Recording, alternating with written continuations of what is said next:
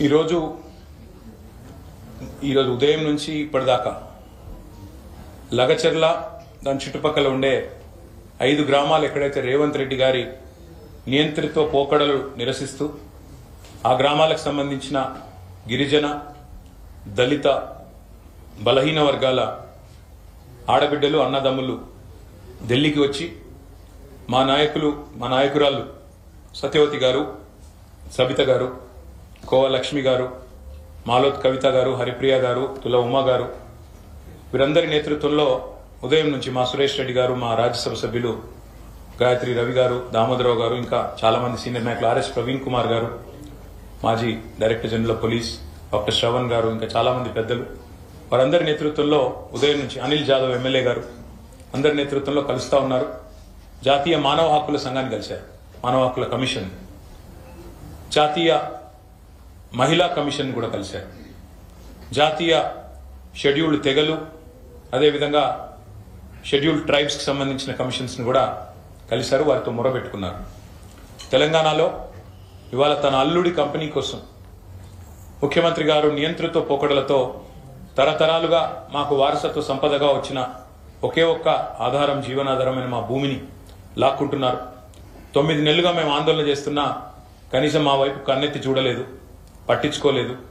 కానీ సొంత నియోజకవర్గంలో తాను ఎమ్మెల్యేగా ప్రాతినిధ్యం వహిస్తున్న నియోజకవర్గంలో 9 నెలలుగా గొడవలు జరుగుతుంటే కూడా మానవతా దృక్పథంతో కూడా కనీసం మమ్మల్ని పిలిచి మాట్లాడలేదు. జిల్లా మంత్రి పట్టించుకోలేదు, పరిశ్రమల మంత్రి పట్టించుకోలేదు, కనీసం అధికారులు కూడా మా దగ్గర రాలేదు. మేము స్వయంగా డీసీఎం లెక్కి కలెక్టర్ల కాడికి పోయి వాళ్ళ కాళ్ల మీద పడ్డా కనికరించలేదు. 60-70 లక్షల ఎకరాల 60-70 లక్షల రూపాయలు విలువ చేసే భూమి ఎకరానికి 10 లక్షలు ఇస్తామని చెప్పి మా ముఖాన నోటీసులు కొడితే మేము ఇవ్వమని చెప్పి తెగిస్తే ఈరోజు మా మీద కేసులు పెట్టి 30 పైచిలకు మా ఇంట్లో మగవాళ్ళని జైల్లో పెట్టారు. జైల్లో పెట్టడమే కాకుండా క్రూరంగా చిత్రహింసలు చేసినారు. అర్ధరాత్రి 1 గంటకు 2 గంటలకు తాగి వచ్చి ప్రైవేట్ వ్యక్తులు, పోలీసులు మా ఇండ్ల మీద పడి గడ్డపారలు పట్టుకొని తలుపులు వలగొట్టారు.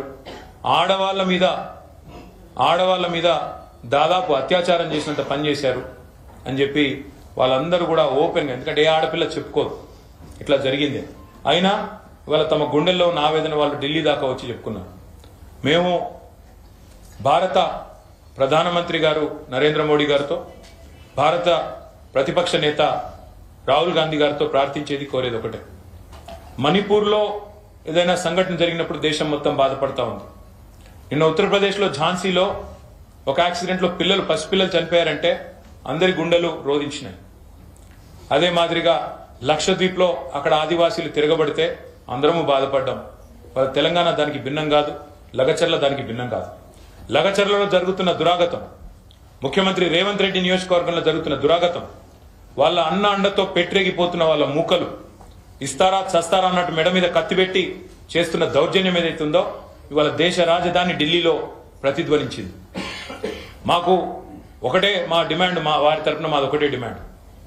ప్రజాస్వామ్యంలో ప్రజాస్వామిక స్ఫూర్తి ప్రకారం పనిచేయాలి, కానీ ఇదేదో నియంతృత్వంలాగా నేనేదో సామ్రాజ్యాధిపతిని, చక్రవర్తిని, ప్రజలు ఎన్నుకున్న వాడిని కాదు, ఆకాశం నుంచి ఊడిపడ్డాను అన్నట్టు ఎవరు ప్రవర్తించినా తప్పకుండా వారికి పరాభవం తప్పదు.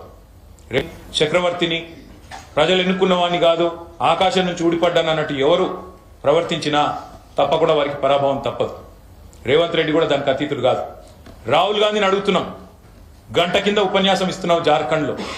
మా పార్టీ ఆదివాసీలు, గిరిజనులు, పేద వర్గాలు, దళితులు, వెనుకబడ్డ తరగతులు వీళ్ళ పార్టీ మాది, వాళ్ళ కోసమే పనిచేస్తున్నాం, కాన్స్టిట్యూషన్ కాపాడుతున్నాం అంటున్నావు ఇప్పుడే గంట కిందట. ఇదేనా కాన్స్టిట్యూషన్ కాపాడే పద్ధతి?